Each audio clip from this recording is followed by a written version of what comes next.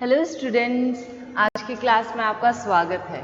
आज हम international marketing का एक बहुत ही इंटरेस्टिंग टॉपिक डिस्कस करने जा रहे हैं। जो टॉपिक है हमारा फॉरेन मार्केट में हमको जिस भी हम मार्केट में एंटर होना चाहते हैं उसका सिलेक्शन, उसका चयन कैसे करना है, यानी फॉरेन मार्केट सिलेक्शन, विदेशी बाजार का चयन।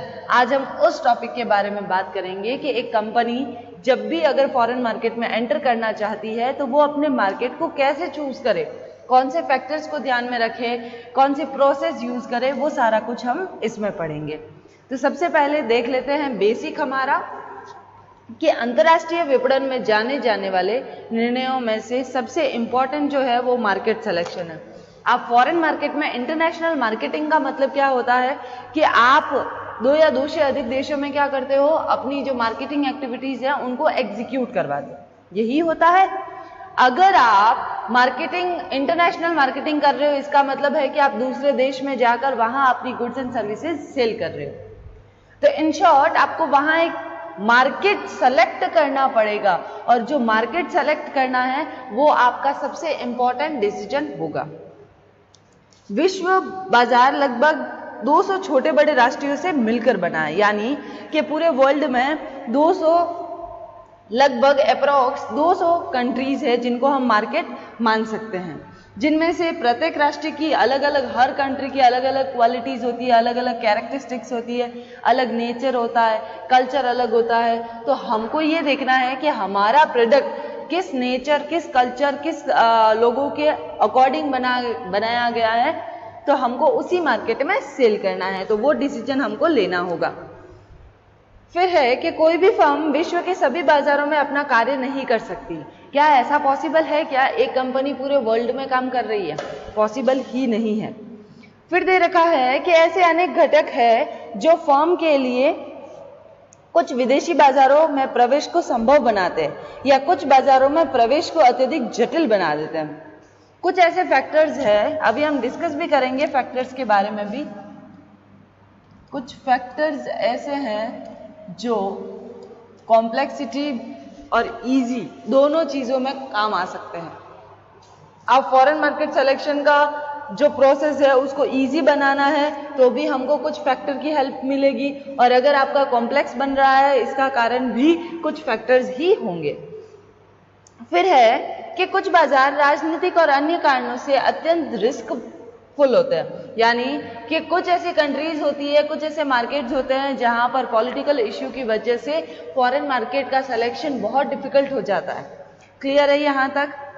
अब देखिए इन शॉर्ट जो आपका यहां पर एक देखिए कि कुछ हमने 2-3 सेंटेंसेस लिखे हैं जिससे आपको क्लियर हो जाए कि फॉरेन मार्केट सिलेक्शन होता क्या है।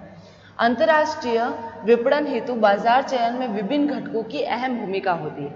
मैंने अभी बताया कि जो फैक्टर्स होते हैं वो बहुत ही इंपॉर्टेंट रोल प्ले करते हैं, किसमें? मार्केट सिलेक्शन में। बाजार चयन विभिन्न बाजारों के व्यापक मूल्यांकन पर आधारित होता है।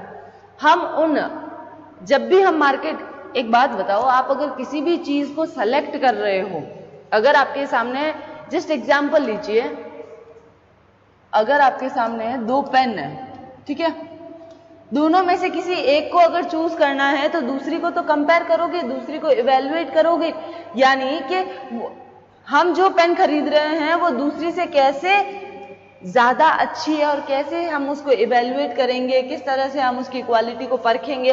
तो उसी तरह से आप बाजार चयन भी करते हो तो बहुत सारे अलग अलग मार्केट का इवेल्युएशन करके ही हम जो मार्केट सिलेक्शन है वो कर सकते हैं, जिसमें कंपनी के संसाधन, उद्देश्यों को मद्देनजर रखते हुए कुछ स्पष्ट परिभाषित घटक होते हैं। अब इवेल्युएशन किस बेस पर होगा? इवेल्युएशन अगर जैसे जस्ट कोई एग्जांपल मैंने अभी पेन का दिया था, तो पेन का इवेल्युएशन हम किस बेस पर करेंगे? क्वालिटी, टिकाऊपन, आपका उसका जो फिजिकल अपीयरेंस है वो कैसा है, उसका लेने में कन्वीनियंट है या नहीं, उसका वेट एंड ऑल सब कुछ, ठीक है। तो उन बेस पर हम इवेल्युएट करेंगे। पर अगर हम मार्केट को सेलेक्ट कर रहे हैं तो हम कौन से बेस बनाएंगे? सबसे पहला हमारा कंपनी का संसाधन, यानी रिसोर्सेज, कि हम जिस कंपनी, जिस मार्केट में जा रहे हैं हमारे कितने रिसोर्सेज हैं। सेकेंड, उद्देश्य को मद्देनजर हमारी कंपनी के क्या ऑब्जेक्ट है कि अगर हम उस मार्केट में गए तो हमारी कंपनी के ऑब्जेक्ट पूरे हो जाएंगे, और उसी के साथ साथ कुछ क्लियर फैक्टर्स होते हैं जिनको भी मद्देनजर रखते हुए हमको क्या करना पड़ता है, मार्केट सेलेक्ट करना पड़ता है। ये देखिए आगे, बाजारों के मूल्यांकन हेतु वांछित समंकों की प्राप्ति के लिए विपणन अनुसंधान आवश्यक हो जाता है। अब तक तो सिर्फ हमने बात की कि हमको इवैल्यूएशन करना है किन किन चीजों का, अभी हमने देखा ना इवैल्यूएशन किन किन चीजों का करेंगे, संसाधनों का, उद्देश्यों का और घटकों का, ठीक है। अब हम बात ये कर रहे हैं कि मार्केट, जो भी हमने मार्केट डिसाइड किया है उनमें से हमको सेलेक्ट करना है, यानी कि उन सारे जो मार्केट है उनको इवैल्यूएट किस बेस पर करेंगे, हमको मार्केटिंग रिसर्च करनी होगी, उनसे डेटा लेना होगा। यहां पर लिखा है ना मैंने डेटा, समंग को डेटा, ठीक है। जो भी इंपॉर्टेंट डेटा है उनको हमको कलेक्ट करना पड़ेगा, और वो कलेक्ट किस जरिए से करेंगे हम, अनुसंधान यानी रिसर्च से। क्लियर है यहां तक? फिर दे रखा है कंपनी की विपणन व्यूहरचना की सहायता के लिए चयनित बाजारों का विवरण भी तैयार किया जाता है, यानी कि हम अपनी मार्केटिंग स्ट्रेटेजी के लिए हम क्या करते हैं कि हमने जो सेलेक्ट किए हैं उन मार्केट को भी, उन मार्केट का जो स्टेटमेंट होता है या फिर हम कह सकते हैं प्रोफाइल, जो भी हमने सेलेक्ट किए हैं उनकी प्रोफाइल को भी तैयार करना होता है, जिससे हमको इजीली हम किसी मार्केट, फॉरेन मार्केट का सिलेक्शन कर सकें। देखिएगा एक बार वापस से मैं बता रही हूं, क्योंकि ये जो टॉपिक है ये बड़ा ही एकदम अच्छा टॉपिक है, ये एग्जाम के पॉइंट ऑफ व्यू से हमेशा आपको पूछा जाता है। तो चलिए एक बार वापस से, विदेशी बाजार चयन का मतलब ये होता है कि आप क्या करो कि किसी भी मार्केट को अगर आपको सेलेक्ट करना है तो आप बहुत सारे मार्केट्स में से बहुत सारे मार्केट को इवैल्यूएट करेंगे। इवैल्यूएट किस बेस पर करेंगे, कंपनी के रिसोर्सेज, ऑब्जेक्ट्स और जो भी फैक्टर्स हैं उनके बेस पर। फिर इवैल्यूएशन कैसे करेंगे, इवैल्यूएशन का बेस तो पता चल गया, पर इवैल्यूएशन कैसे करेंगे, हम मार्केटिंग रिसर्च करवाएंगे जिससे हमको डेटा मिलेगा, और डेटा से हम क्या कर सकते हैं, विदेशी बाजार का बहुत सारे मार्केट को, अपनी कंपनी का कौन सा मार्केट सूटेबल है उस मार्केट को हम चयन कर सकते हैं। क्लियर है यहां तक? अब हम बात करते हैं कि मार्केट सिलेक्शन, हमने मार्केट सेलेक्ट कैसे करना है वो तो देख लिया। अब हम सीधा बात करते हैं मार्केट सिलेक्शन की प्रोसेस क्या होती है। प्रोसेस, मार्केट सिलेक्शन प्रोसेस, यानी इसको कह सकते हैं बाजार चयन प्रक्रिया। अब ये प्रोसेस के स्टेप्स है, हम देखेंगे कि कैसे एक मार्केट को जब हम सेलेक्ट करते हैं तो उसकी प्रोसेस कैसे देखनी होती है। चलिए सबसे पहले हम इनके सारे पॉइंट्स एक साथ लिख लेते हैं, उसके बाद हम एक एक को डिस्कस कर लेंगे। सबसे पहला जो पॉइंट है वो ये कहता है कि to determine international marketing objective, to determine marketing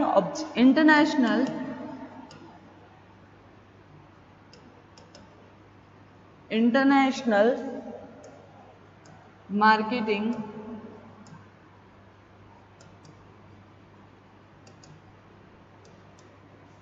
objective, यानी कि अंतरराष्ट्रीय विपणन के उद्देश्य को निर्धारित करना। सेकेंड क्या कहता है, पैरामीटर फॉर सिलेक्शन, पैरामीटर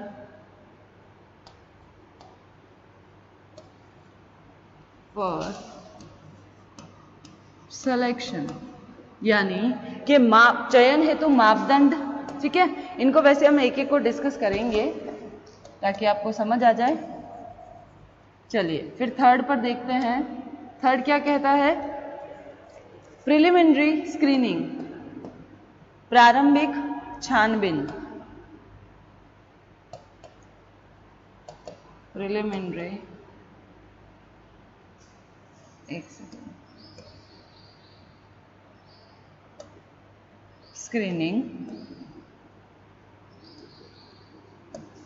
फिर फोर्थ है हमारा short listing of markets, short listing of markets, ठीक है। उसके बाद जो फिफ्थ स्टेप है हमारा वो ये कहता है, लास्ट है,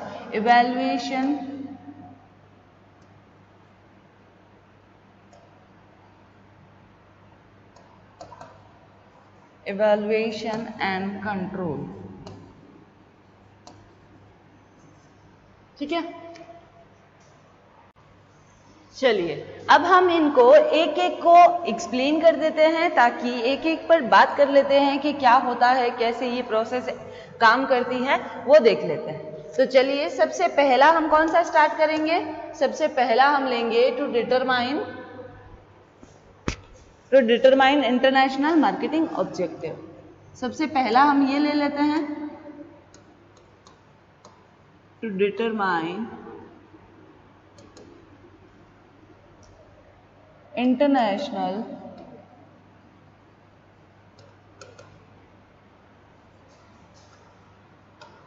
मार्केटिंग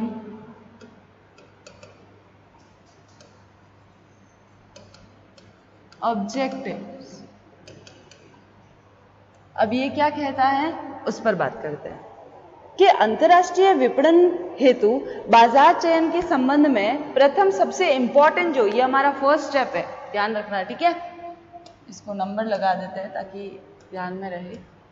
फर्स्ट स्टेप, सबसे पहला स्टेप है, इसमें क्या करना होता है कि एक कंपनी के जो मार्केटिंग जो गोल होते हैं, देखिए हाइलाइट्स पॉइंट्स बना देते हैं, ऑब्जेक्टिव्स, ठीक है, उनको क्या करना होता है, आपको डिटरमाइन यानी निर्धारित करना होता है।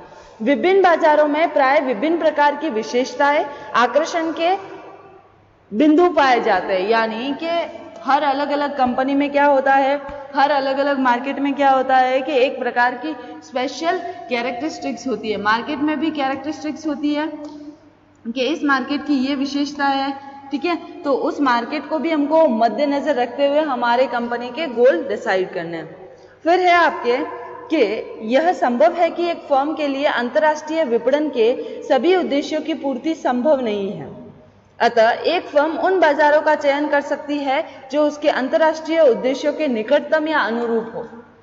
एक फर्म उन्हीं मार्केट को सेलेक्ट करेगी जो उसके ऑब्जेक्ट के अकॉर्डिंग या ऑब्जेक्ट से थोड़ा सा सिमिलर हो, यानी इन शॉर्ट कि आपको एक ऐसा मार्केट सेलेक्ट करना है जो आपकी कंपनी के ऑब्जेक्ट को पूरा करता हो, आपकी कंपनी के जो एम्स है, जो गोल है, उनको अचीव करने में आपकी हेल्प करता हो, तो आप उसी मार्केट को सेलेक्ट कर सकते हो। अब हम देख लेते हैं कि ऑब्जेक्टिव होते कौन कौन से हैं। चलिए ये इसी के आगे यहाँ से हम ये थोड़ा सा रब कर लेते हैं, लिख लिया ना, आप लिखते जाइए साथ साथ में, ठीक है। अब हम इसके ऑब्जेक्टिव्स देख लेते हैं, ठीक है, कि क्या क्या ऑब्जेक्टिव्स होते हैं। सबसे पहला कि घरेलू बाजार की तुलना में विदेशी बाजार में व्यापक लाभ संभावना है, यानी प्रॉफिट पॉसिबिलिटीज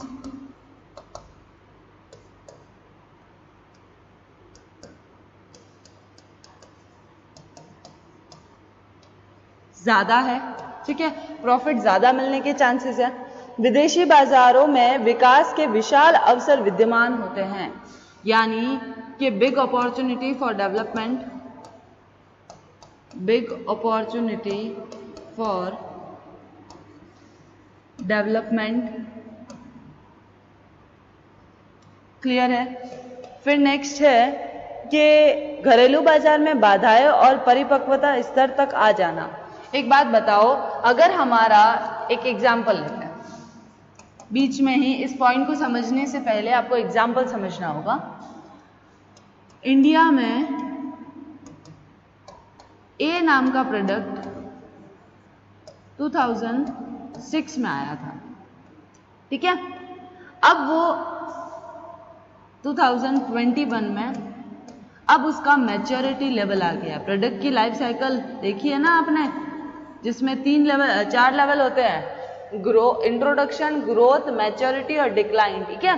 तो अब मैच्योरिटी लेवल आ जाने पर वो क्या होता है कि प्रोडक्ट के कुछ लिमिटेड ही कस्टमर्स बने हुए होते हैं।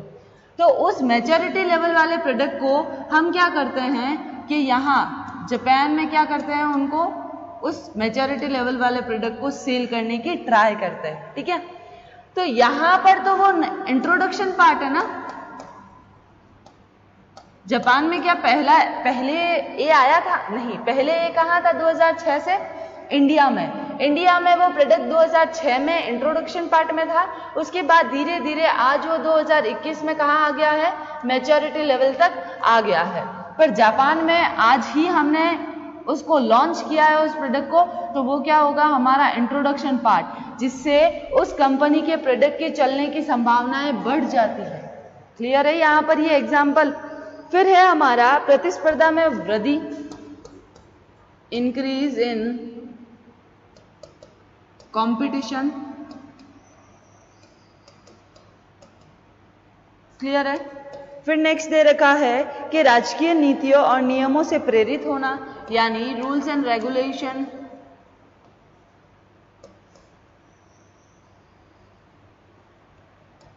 एंड लास्ट वन है आपका, यही लिख देते हैं कि एकाधिकारी शक्ति का उपयोग करना, यानी कि हमारा प्रोडक्ट, हम जैसे इंडिया में ए नाम के जैसे प्रोडक्ट बहुत सारे थे, ठीक है, पर हमने अभी यहाँ जापान में लॉन्च किया, यानी हमारा जो पावर होगा वो सिमिलर एक के हाथ में ही होगा, हम यूज कर सकते हैं, यूज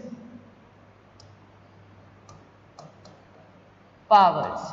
क्लियर है यहाँ तक? ये था हमारा to determine international marketing objective, यानी अंतर्राष्ट्रीय विपणन के उद्देश्य को सबसे पहले निर्धारित किया जाता है। और उद्देश्य कौन कौन से होंगे? ये सारे उद्देश्य। क्लियर है। अब हम बात करते हैं सेकंड की। सेकंड क्या था हमारा? सेकंड ये था parameter for selection, parameters for selection. Clear है। अब ये क्या कहता है कि अंतरराष्ट्रीय विपणन के उद्देश्य को निर्धारित कर दिया। हमने अभी देखा ना, ये देखिए, सबसे पहला पॉइंट हमने उद्देश्य निर्धारित कर लिया। अब हम क्या करते हैं? उद्देश्य निर्धारित करने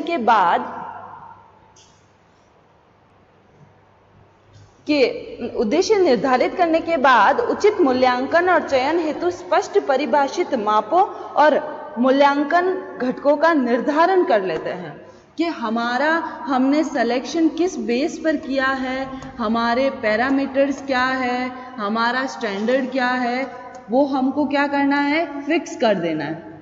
जैसे आपको पता है ना कि आप जैसे पेन लेने जाते हो, आप घर से ही डिसाइड करके जाते हो कि जिसका निब एकदम थिन होगा, जो चलने में स्मूथ होगी, जो ज्यादा वेट नहीं होगा, तो हम अपने स्टैंडर्ड पहले से ही दिमाग में फिट करके रखते हैं ना। एक छोटी से छोटी चीज जैसे पेन ही हुआ, अभी एग्जांपल दिया, तो ये तो हमारा इतनी छोटी चीज में भी हम पैरामीटर सेट करते हैं, तो ये तो हमारा मार्केट सिलेक्शन है, फॉरेन मार्केट। तो उसमें भी हम क्या करते हैं? अपने पैरामीटर्स ऑब्जेक्टिव डिसाइड करने के बाद हम सेट कर देते हैं। क्लियर है यहाँ पर? और उसके लिए हम मैट्रिक्स का भी यूज कर सकते हैं, ठीक है। जैसे मैट्रिक्स में यहाँ पर कुछ पॉलिटिकल इश्यूज, इकोनॉमिकल इश्यूज, इन सारी को लेकर कुछ पॉइंट्स दिखा सकते हैं। क्लियर है यहाँ पर? फिर थर्ड क्या कहता है?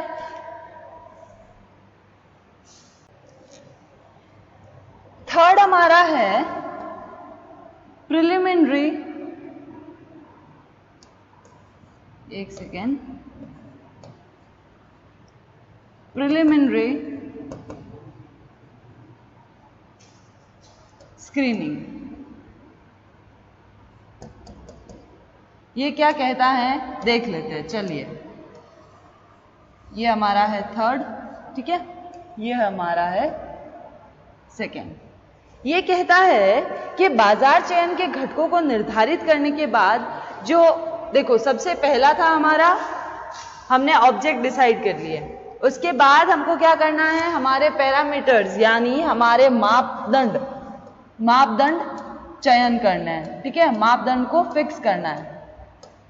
उसके बाद हम क्या करते हैं कि हमारी प्रारंभिक छानबीन स्टार्ट कर देते हैं कि इस छानबीन का जो मेन लक्ष्य होता है उन बाजारों की पूर्णतः उपेक्षा करना जहां पर सरसरी तौर पर या स्पष्ट रूप से लाभप्रद विपणन संभावनाएं नहीं हैं। ये कहता है, हम प्रिलिमिनरी स्क्रीनिंग क्यों करते हैं कि हम उन मार्केट से बच सके, एक सेकेंड, हम उन मार्केट से बच सके जो हमको प्रॉफिट की पॉसिबिलिटीज जहां पर कम दिखती है, जहां पर हमको प्रॉफिट की पॉसिबिलिटीज कम दिखती हैं, यानी जहां संभावनाएं नहीं हैं वहां पर हमको प्रॉफिट कैसे होगा। तो सबसे पहले हमको स्क्रीनिंग में क्या करना है, हमको ऐसे मार्केट को हटा देना है ताकि वो मार्केट हमारे सिलेक्शन में बाधा क्रिएट नहीं कर सके। क्लियर है? प्रारंभिक छानबीन हेतु मापनीय घटकों का चयन विभिन्न उत्पादों के लिए भी भिन्न भिन्न हो सकता है। फिर भी कुछ ऐसे घटक होते हैं जिनका सभी उत्पादों में सामान्य रूप से प्रयोग किया जा सकता है। जैसे देखिए, स्क्रीनिंग करने के लिए बहुत सारे फैक्टर्स की जरूरत होती है, पर कुछ ऐसे फैक्टर्स होते हैं जो हर किसी चीज में आपके इन्वॉल्व हो जाते हैं, जैसे पॉपुलेशन, जैसे पॉलिटिकल इश्यूज, जैसे लीगल इश्यूज। ये सारे जो है ना फैक्टर्स, ये क्या करते हैं कि ये हर किसी भी उत्पाद में, हर किसी प्रोडक्ट में, अगर आप किसी प्रोडक्ट के रिलेटेड, किसी भी प्रोडक्ट के रिलेटेड अगर आप फॉरेन मार्केट सेलेक्ट कर रहे हो तो आपके ये जो फैक्टर्स है ये तो अफेक्ट करेंगे ही करेंगे। क्लियर है? तो इनकी स्क्रीनिंग भी करनी है आपको। तो इस तरह से आप इन फैक्टर्स को स्क्रीनिंग करके फिर बाद में सेलेक्ट कर सकते हो। फिर बात करते हैं, हमारा चौथा जो पॉइंट है, चौथा जो स्टेप है वो क्या कहता है कि short listing of markets, shortlist करना, शॉर्ट लिस्टिंग ऑफ मार्केट्स, यानी जो भी हम मार्केट हमको सही लग रहा है या फिर जो भी हमारा मार्केट ऐसा है कि जिनको हम, हाँ, इन मार्केट को हम सेलेक्ट कर सकते हैं, तो उन मार्केट्स की हमको क्या करनी है, सूची बनानी है, लिस्ट बनानी है। तो सबसे पहले प्रारंभिक छानबीन यानी स्क्रीनिंग हो जाने के बाद हमको डेटा मिल जाता है, और डेटा मिलने के बाद हमको ये पता चलता है कि हम किस बाजार को छोड़ सकते हैं, यानी किस बाजार को सेलेक्ट नहीं करना है हमको। स्क्रीनिंग में ये पता चल जाता है आपको, क्योंकि स्क्रीनिंग में अभी हमने क्या बताया कि वहां पर आपको ये पता चल जाता है कि कौन से मार्केट में प्रॉफिट की पॉसिबिलिटीज है या नहीं। तो जिसमें प्रॉफिट नहीं है उसको हमको क्या करना है, छोड़ देना है।